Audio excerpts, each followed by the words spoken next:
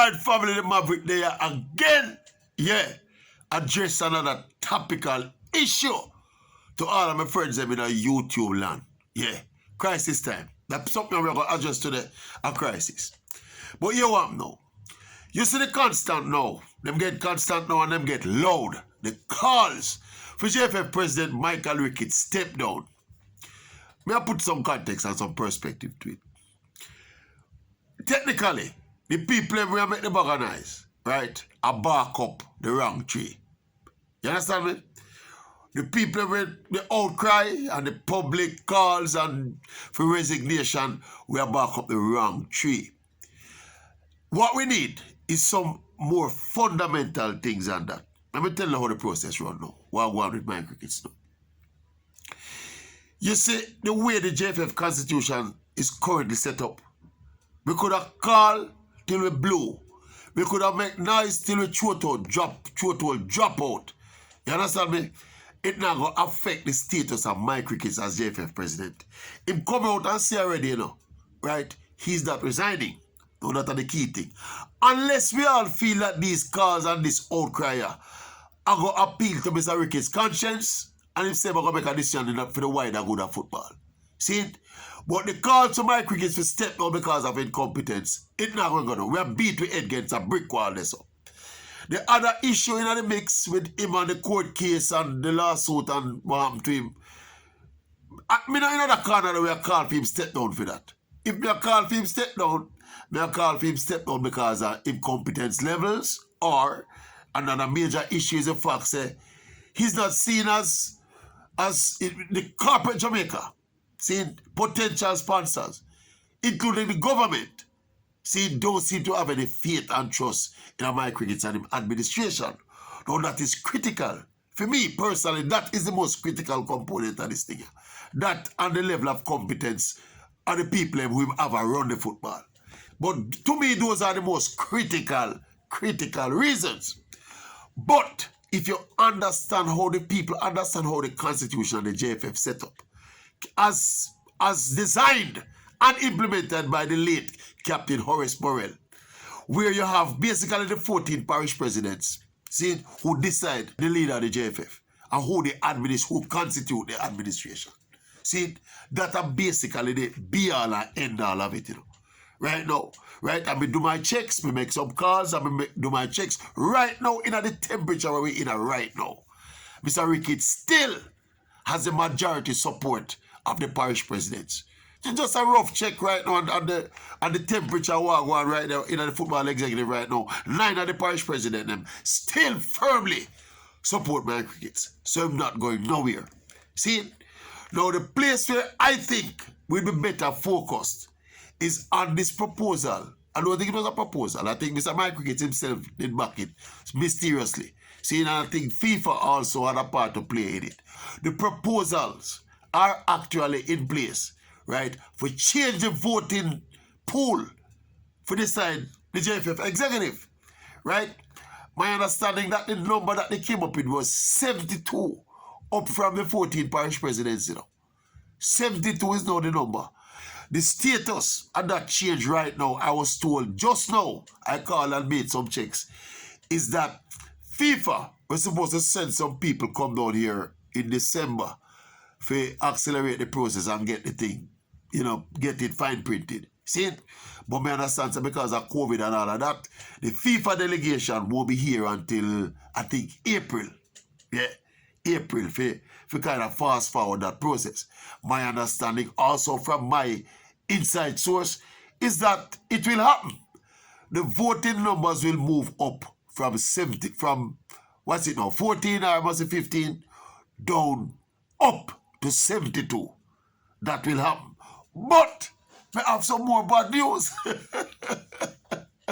Because my source also tell me that already with those proposed changes set to come already within the walls of power in the current JFF administration, things are being put in place to take control, right, of the expanded pool.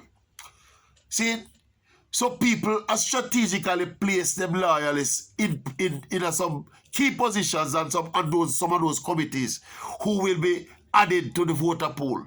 So basically what the man tell me say now, what the person in the business in the system I tell me say now, is that the current JFF administration are basically control the voter pool same way, even when it moved from 14 up to 72. So you realize the level of doom and gloom cast over the football. And as we say, government can intervene, you know. Because if government get involved in a JFF business, FIFA going to tumble down a load of bricks on Jamaica football. They're going to basically ban it from football. And as we say, the dissent is good and the outcry is good and the fan base showing that they're dissatisfied with what is happening is good. But it's just a bag of nice in the wilderness. In terms of tangible action, see, the best bet we can hope for right now is so that when the voter pool go up to 72, it will be a little harder to infiltrate. Remember, you know, people, politics can't come out of football, you know. Any kind of organization, any kind of entity with the kind of clout and prestige and money we run through it, you always have the politicking, you know. You understand me? So the long and short of what I'm telling you, you know, is that the football really in a dire straits, you know. Dire straits, you know. Without saying people should give up, you know. But if you notice, the Maverick don't really come out in this bag of team out step on Mr. Ricketts step. Because it's futile. It's an exercise in futility. Because we understand how the thing structure and how the thing set up and how the thing run. You see me I say to you? See? But as we say, if you can take it as a silver lining or a light at the end of the tunnel, right? The fact that the proposal for expand the voter pool for decide the presidents and the executive and the JFF, that plan, that proposal is well advanced. And the officers of FIFA are supposed to come back to Jamaica, I think now in March, for kind of get the process accelerated and advanced to the level where it can be implemented. So you can take that for your kind of light at the end of the tunnel. If you want to be optimistic. See? But it's not pretty. That's what I'm telling you all the while, you know. Basically, when you see Mr. Ricketts, we can move out Mr. Ricketts from JFF presidency, you know. We can make a bag of nice. See, but we kind of get experience enough now and smart enough. For those making a bag of nice is not necessarily the best way to go about effecting change. Bag of nice thing don't work. It kind of, the bag of nice thing kind of give you a kind of, you know, the optics of it look good and the facts that people are dissatisfied and you're letting people know that they are dissatisfied. For what that is worth, that is what it is. But in terms of real change and getting real change occurring, it's a little bit more complex than that. And if you understand the politics of world football, when the man they put themselves in a power, it's hard to take them out. Hard, near impossible. You could have ball out. Competence till you blow. Yeah.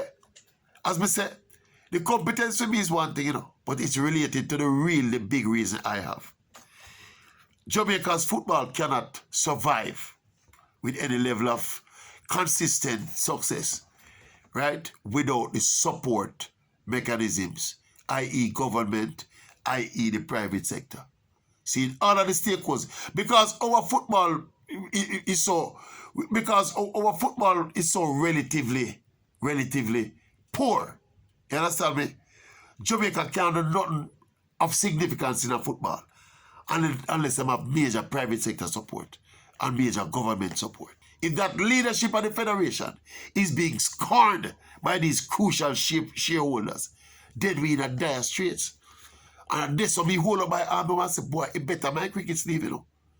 And as me say, I'm going to say it again. Mike Ricketts himself, the man himself, is a cool brother, you know.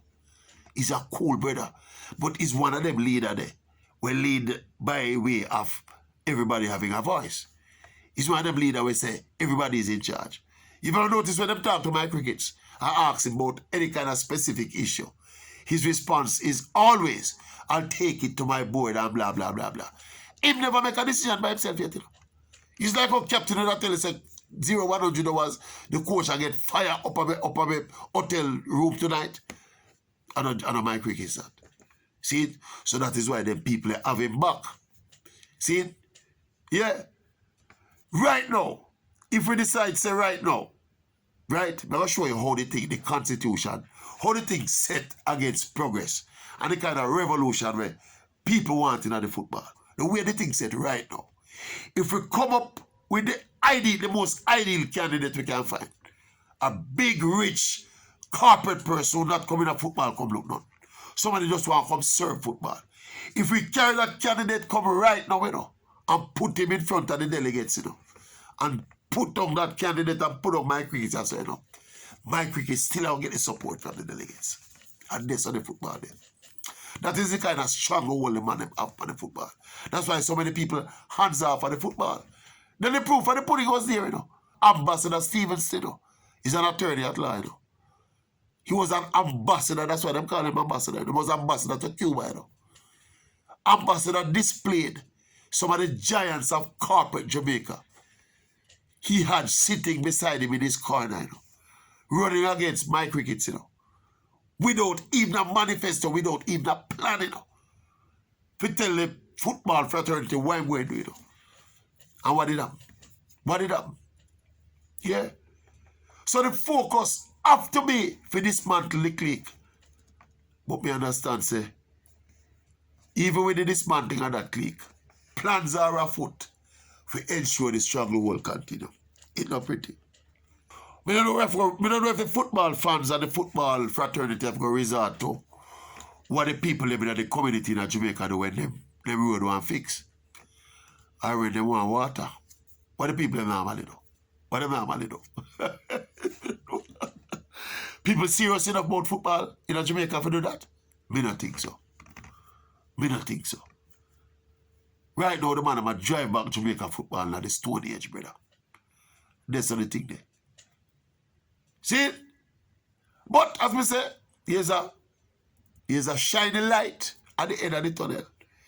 With the constitutional change, as we say, the people will be back here, the FIFA people will be back here in April, I think. That's not very far away.